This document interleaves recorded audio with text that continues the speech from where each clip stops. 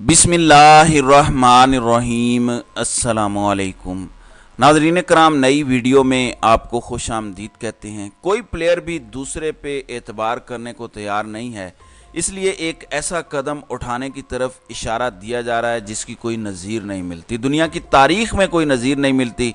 जहां कोई care taker का तस्वुर है वहां पे ये नज़ीर नहीं मिलती।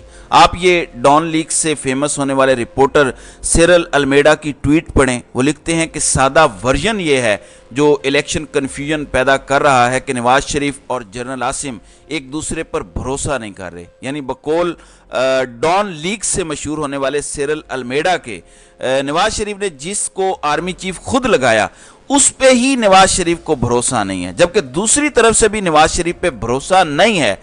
ये इनका दावा है, मेरा नहीं है।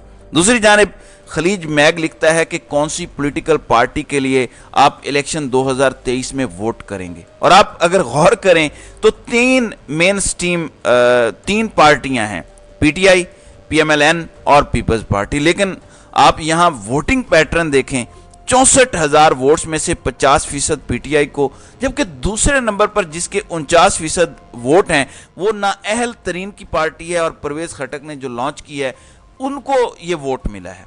ये जो वोटिंग बॉट्स के जरिए की जा रही हैं, बाकायदा इसके लिए फंड्स रखे जाते हैं, पैसे खर्च किए जाते हैं, बल्कि एक पुराने नौसरबाज को भी इसके लिए हायर किया गया है। इससे आपको समझ क्या आता है, इस इक्वेशन को समझें ज़रा। पीटीआई को माइनस तो किया जा रहा है, प्रोप से किया जा रहा है, जो मतलब कि नाअहल तरीन को और कमज़ोर तरीन को। गौर करें ज़रा, इस पर बड़ा पैसा लगाया गया है। लोगों को जो फोर्स किया जा रहा है पाकिस्तान तहरीक इंसाफ से, वो ये नहीं कहा जा रहा कि सियासत छोड़ दो, ये भी नहीं कहा जा रहा कि पीपल्स पार्टी या नून लीग में चले जाओ। उनको कहा जा रहा है कि या नाअहल तरीन की पार्टी में जाओ या कमज़ोर तरीन की पार्टी में जाओ। यहाँ से दूसरा हिस्सा शुरू होता है जो मैंने जहाँ से बात स्टार्ट की थी कि किसी को किसी पे भरोसा नहीं है। नवाज शरीफ और जरदारी की दुबई में पै दर पै मुलाकातें हो रही हैं, उसकी वजह क्या है? क्योंकि इतबार नहीं है। खतरा और खदशा यह है कि जहां तहरीक इंसाफ को माइनस करने के लिए पूरा जोर लगाया जा रहा है, वहां अपनी पॉपुलैरिटी बहाल करने के लिए या अवाम की नज़र में अपनी कदर व मंजिलत को दोबारा उजागर करने के लिए अगर इमरान खान को तोशा खाना जैसे एक लघु केस में सजा दी जाती है, वैसे इमरान खान ने तो अशरे शीर नहीं लिया जो नवाज शरीफ और जरदारी ये सब ले चुके हैं। एक तो ये पॉइंट है। दूसरा ये नज़र आ रहा है कि अपने आप को अवाम की नज़रों में बेहतर करने के लिए दूसरी पार्टियों पर क्रैकडाउन शुरू होगा। ये दूसरी पार्टियों को भी माइनस करने का सिलसिला शुरू हो गया तो ये कहां पे रुकेगा?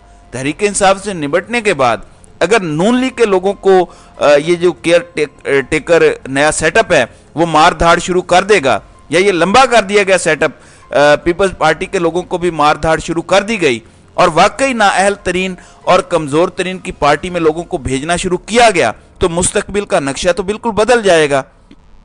इसलिए अब फार्मूला ये सामने आ रहा है जिसकी अभी तक निचले लेवल की पीपल्स पार्टी की क़यादत इनकार कर रही है कि इसहाक डार को निगरान वजीर आज़म बनाना है। अब इसहाक डार का नाम आता है और जियो न्यूज़ यह दावा करता है कि पीपल्स पार्टी और नून लीग में इत्तेफाक हो गया है कि इसहाक डार ही निगरान वजीर आज़म होगा। जो लोकल क़यादत है पीपल्स पार्टी की वो कह रही है कि ऐसा कोई इत्तेफाक नहीं हुआ। लेकिन जरदारी और नवाज शरीफ की डायरेक्ट मुलाकातें हो रही हैं।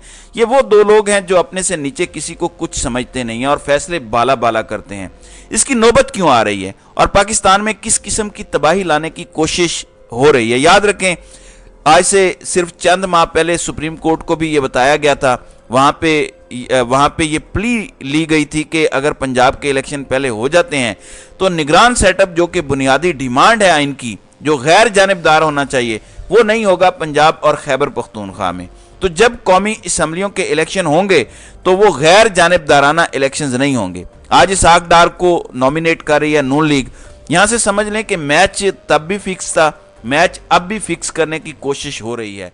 पिछले साल मई में एक दावा किया गया था कि हम इलेक्शन में चले जाते हैं, फिर यह कहा गया कि IMF की डील होना बड़ा जरूरी है। अब नई कानून साजी कर रहे हैं जिसमें केयर टेकर हुकूमत को इजाफी इख्तियारात दे रहे हैं ताकि वो माली मामलात भी डील कर सके, मुआहदे भी कर सके, बड़े बड़े पॉलिसी डिसीजंस भी ले सके। ये भी तब्दीलियां कर रहे हैं। ये तब्दीली पिछले साल मई में भी हो सकती थी। यानी मैच तब भी फिक्स था, मैच अब भी फिक्स है। ایک اور جو مارکیٹ میں خبر ہے کہ ارادہ الیکشن کروانے کا کیوں کر نہیں ہے اور عمران خان کا پکا انتظام کرنا ہے. یہ نہیں کہ چھوٹی عدالت سے سزا ہو تو کسی بڑی عدالت سے ریلیف مل جائے. پکا انتظام کا مطلب یہ ہے کہ سزا دینی ہے تو ساری عدالتوں سے اس کو میچور بھی کروانا ہے تاکہ واپسی کا خان کا کوئی راستہ باقی نہ رہے. تو مارکیٹ میں یہ خبر ہے کہ کیونکہ الیکشن کروانے کا ارادہ نہیں بن رہا اس سال تو پیپلز پارٹی اور نون لیگ کو جس طرح سے پنجاب اور خیبر پختونخوا میں پارٹیوں کو خوش رکھنے کے لیے ان کے لوگ ڈالے گئے ہیں, بالکل اسی طرح سے وفاق میں بھی کیا جائے گا اور ان دو جماعتوں کو کہا جائے گا کہ اپنے اپنے بندے ڈلوا لو, ٹاپ پہ ان لوگوں کو رکھ لو جس پہ تمہیں اعتماد ہے, لیکن یہ حکومت چلتی رہے گی اور الیکشن جلد نہیں ہوگا. اس دوران نواز شریف کو بھی یہ لالچ ہوگا کہ دیکھو جب تمہارا اپنا سمدھی یہاں پہ نگران وزیر اعظم ہوگا تو تم آؤ اپنے کیسز ختم کرو, مزے سے کمپین کرو, اپنے آپ کو یہاں دوبارہ مینڈیلا بنا کے پیش کرو اور الیکشن میں جاؤ آگے. یہ ایک آپشن ان جماعتوں کے سامنے ہے, لیکن جو مجھے نظر آ رہا ہے وہ یہ ہے کہ کہیں نہ کہیں نواز شریف اور کسی حد تک شاید زرداری بھی اعتبار نہیں کر پا رہے, اس لیے بار بار خفیہ میٹنگز کر رہے ہیں کہ اگر الیکشن ٹائم سے نہیں ہوتے اور گھیرا ہمارے گرد بھی تنگ ہونا شروع ہو جاتا ہے تو پھر ہم کیا کریں گے, پلان بی کیا ہے.